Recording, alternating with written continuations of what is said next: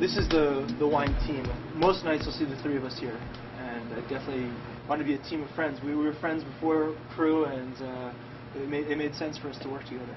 So it's we all have different passions, but I think at the end we all kind of love what we do.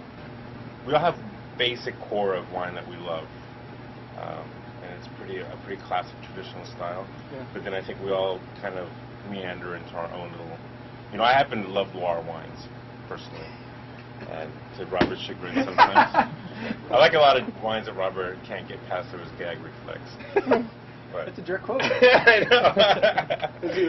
we have a lot of fun. Yeah, but we do. But these are the wine lists. It's a white and a red book. Yeah, It's about 220 pages or so. And as I said, there's about 3,900 references on the list, and it's broken up geographically. We start in each book with Burgundy, of course, the apex of all wine regions. Yeah. At least that's my contention. Well, I think we agree on that. Yeah. they try to argue that point, futilely from time to time. But, we try to make it easy. It's a large list, so we try to make it easy for people to navigate. We broke it up with maps and tabs, so people can kind of search for what they're looking for. It's really an expression of ourselves, in short. We put a set of recommended wines in both white and red books that are under $100, that are a little bit off the beaten path. And there's some ones that, if you like Sauvignon Blanc, there's one. If you like Chardonnay, there's one. And you don't have to look through the 200 preceding pages. You can just focus in on the recommended wines. And, like everything, we kind of back up everything that we recommend. Right. So this is one of the two primary cellars. Most of the white wine comes from this room for service. So we keep it at 48 degrees. And everything is just in a very simple, very straightforward bin system. Perhaps I'll show you to the next room. A couple rarities. Back in the back here, we keep some rare bottles. This is probably the rarest bottle that we have. It's a 1934 Romani Conti, before they ripped up the vines in '45. So it's the real old Vieille Vigne Française. There's also some interesting other bottles that I wanted to point out. Some 43 La Tâche. We're big on Burgundy here, so it's kind of. But you can see the bottle's very different. As you can see, it's 1943. It's wartime glass.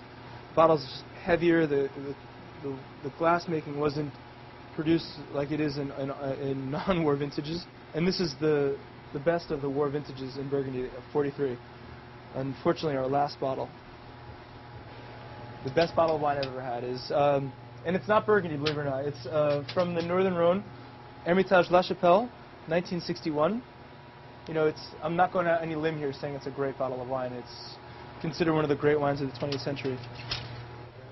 The restaurant's not that big, but sometimes we have big bottle requests. So, Jeroboam of Montrachet, 1985, from Marc Collin, is a house favorite. And this is the most expensive wine on the list. One of the great wines of the 20th century. Also, the 1945 Mouton. You see on the top here the Année de la Victoire, 1945. We haven't sold any of these yet.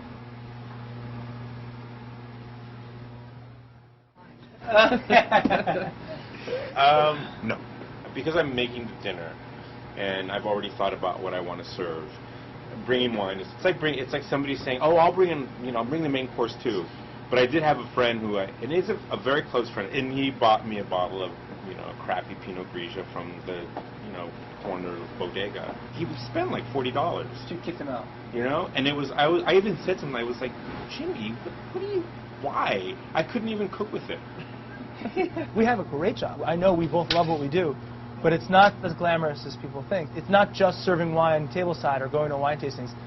Putting these wines away, orchestrating it, the amount of data entry that goes into a day it's remarkable. To get it here at 10 and you leave at 2, 5, 6 days a week, it's not that you're not complaining, because many people do that for jobs they hate. We do it for a job we love, right. But it's incredibly arduous process to keep all of this organized. Right. I mean, you can imagine if a wine goes on a shelf and we don't keep track of where it is. It's like looking for a tree in the forest if we don't know the number of the wine. Right. So it takes incredible care. And so John and Alex are pretty good at remembering where they put a bottle. They go, no, I think I put it.